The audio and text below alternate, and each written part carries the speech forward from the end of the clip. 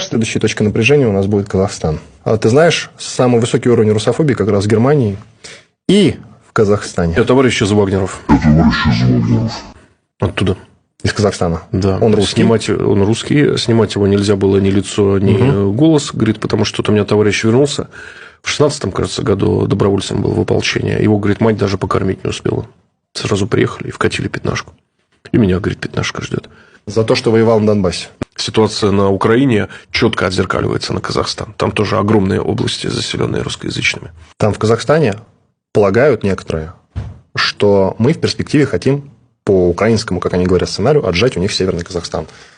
Ты как считаешь, у нас были такие планы? Есть ли у нас расчет на это? Я считаю, что у нас есть исторические права на эти земли. Это промышленный край. Это города, которые строили наши предки. Вот. Почему мы их подарили в 91-м? На основании чего? Если мы хотим завершить развал Советского Союза, да, пересборкой, то все эти вопросы придется снимать. Рано или поздно. Но зачем нам это?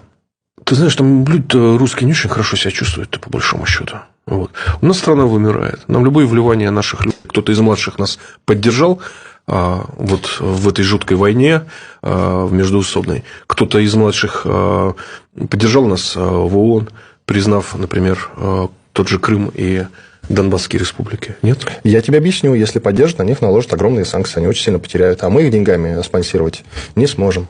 Мы спонсируем деньгами Республику Беларусь очень сильно. И она нам за это отвечает взаимностью. Вот все. Казахстан мы спонсировать не сможем. Армению тоже. Сейчас, особенно в условиях СВО, точно не потянем. Ну, тогда зачем нам нужны эти братья?